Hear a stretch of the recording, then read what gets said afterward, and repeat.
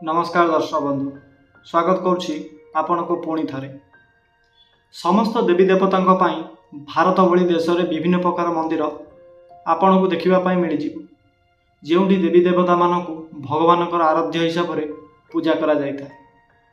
किछि एमिति भी मंदिर रही जो गुड़ाक बहुत पौराणिक काल रही आसी, तो किछि एमिति भी मंदिर रही जहाँ को भक्ति भाव में तैयारी करा जायछि। किंतु प्रकृत में हिंदू धर्मर लोक माने मंदिर तैयारी करी केबे पूजा और प्रार्थना आरंभ करते, यार प्रमाण कौन रही एवं वास्तव में केबेठारु आरंभ होइछि पूजा पाठ। प्रकृत में हिंदू धर्मर निर्माण केबेठारु होइछि एवं कोउठ होइछि आ काहींकि होइछि, एही समस्त प्रश्नर उत्तर आज वीडियो माध्यम आपण पाई परिबे। सेतिपई ए वीडियो को पूरा शेष जाए अवश्य देखंतु एवं आपण माने यह मंदिर रहस्य सहित एकता भी जानीपर कि वास्तव में केबेठारु हिंदू माने मंदिर निर्माण कर पूजा करने आरंभ कले, आउ एसबू पछर कारण कौन थिला। चलतु दर्शक बंधु आरंभ करवा, किंतु वीडियो को आगक नवा पूर्व जदि एपर्यंत आपण मैंने आमर ये चैनल को सब्सक्राइब करना तेबे सब्सक्राइब कर बेल आइकन को दबाई दिंतु। आदि आपण को ये वीडियो पसंद लगे ताल गोटे लाइक अवश्य करदेवे। दर्शक बंधु प्राचीन काल में वेद मुनि माने निजर आश्रम एवं सभास्थली करी वेदी बनाई करी समस्ते एकत्र होई प्रार्थना करिथांती। आ पूर्वर भी हिंदू समाजर अधिकांश लोक माने किछि गछ मूल पत्थर रखिकरी ताको देवता भावी पूजा करुथिले। सेही पत्थर यही लोक मानकर देवता होता है। आज ये सब जिनिस चली आसी सोमनाथ मंदिर निर्माण होबार उल्लेख ऋग्वेद देखा मिलता है। एथिरे एक कथार प्रमाण होउछि जे भारत में मंदिर परंपरा केते पुराना काल चली आसी। इतिहासकारी माने मानती कि ऋग्वेदर रचना 7000 वर्ष पूर्व आरंभ होइछि, अर्थात आज को 9000 वर्ष पूर्व यूनेस्को ने ऋग्वेदर 1800 रु 1500 ख्रीष्टपूर्व 30 पांडुलिपि को सांस्कृतिक कार्य हेतु सामिल करिसेंती। आगर उल्लेख करा जायछि कि यूनेस्कोर 158 सूची में भारतर महत्वपूर्ण पांडुलिपिर सूचना 38 रही। पांडुलिपिर लेखा को पूर्व काल में परंपरा द्वारा तैयारी करा जायथिबा जणा जाय। भाषा वैज्ञानिक मानक अनुसार आज को प्राय 10,000 वर्ष पूर्व काल भाषा लिपि सब आविष्कार करा जायथिला। वैदिक ऋषि माने जंगल में निज निज आश्रम मानक ध्यान प्रार्थना एवं यज्ञ अनुष्ठान करुथिले। किंतु कही रखिबा जदि आजिकालिका लोक मानकर मंदिरर महत्व एते नथिला जेते आगरू आत्मचिंतन मनोबल एवं शास्त्र द्वारा थिला। किंतु लोक माने शिव पार्वती एवं नगर नगर बुली समस्त मंदिर मानकर पूजा प्रार्थना करुथिले। सिंधु घाटी सभ्यतार पाइथिबा शिव एवं नंदीक मूर्ति ठारू भी अलगा अन्य देवता मानकर मूर्ति एवं मुद्रा भी यही समस्त कथार प्रमाण देता है। श्रीराम काल में सीता माता द्वारा गौरी को पूजा करिबा यही कथार प्रमाण भी सही कालर देवी देवता मानकर पूजा करिबार महत्व रही। सेथिपई सेमानक घर मानकरे अलग अलग पूजास्थान हेबाकु लागिला।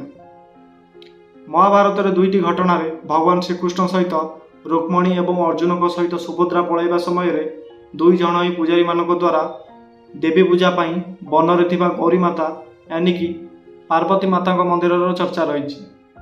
या पर भी युद्धर आरंभ हवा पूर्व भी श्रीकृष्ण पांडव मानक सहित गौरी माता स्थान को जाइकरी तांको पाखरे विजय प्रार्थना करथिले।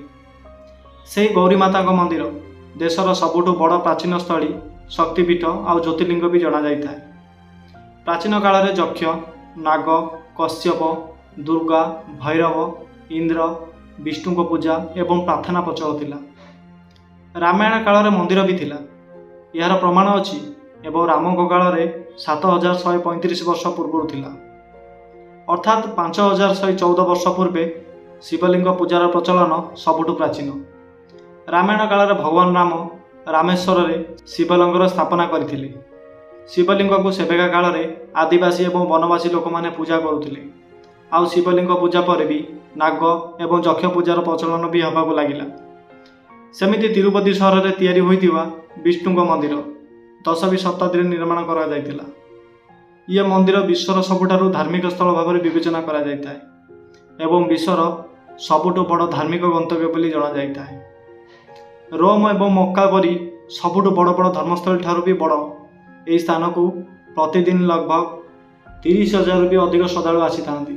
କେତେ ଶତାବ୍ଦୀ ପୂର୍ବରୁ ତିଆରି ହୋଇଥିବା ଏହି ମନ୍ଦିର ଦକ୍ଷିଣ ଭାରତର ବାସ୍ତୁକଳା ଏବଂ ଶିଳ୍ପକଳାର ଗୋଟେ ଅଦ୍ଭୁତ ଉଦାହରଣ। ସେହିପରି ବିଶ୍ୱର ପ୍ରଥମ ଗ୍ରାନାଇଟ୍ ମନ୍ଦିର ତାମିଲନାଡୁର ତେଜେରାରେ ବୃହଦେଶ୍ୱର ମନ୍ଦିର ରହିଛି। ଏହାର ନିର୍ମାଣ 34ରୁ ଆରମ୍ଭ କରି 111 ଖ୍ରୀଷ୍ଟପୂର୍ବରୁ ଚୋଳ ଶାସକଙ୍କ ଦ୍ୱାରା ତିଆରି କରାଯାଇଥିଲା।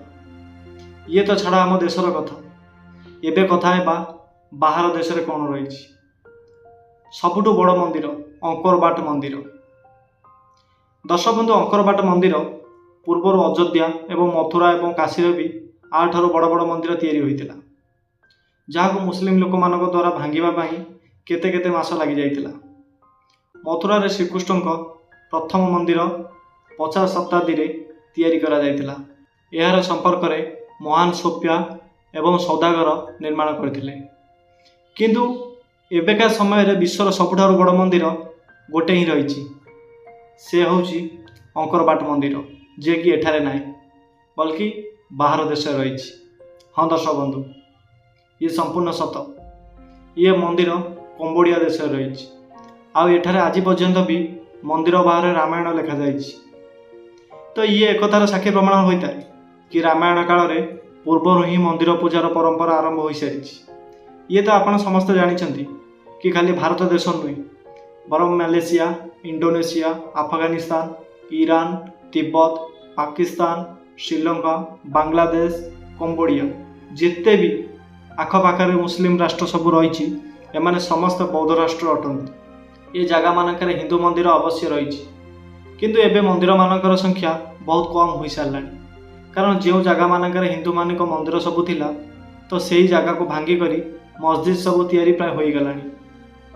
ବହୁତ ଇତିହାସକାରୀମାନେ ମାନିଥାନ୍ତି କି ତାଜମହଲ ପୂର୍ବରୁ ତେଜମହଲ ଥିଲା, ଯେଉଁଠିକି ଶିବଲିଙ୍ଗ ସ୍ଥାପନ ରଖାଯାଇଥିଲା, କିନ୍ତୁ ଏବେ ତାକୁ ତାଜମହଲ କରିଦିଆଗଲା।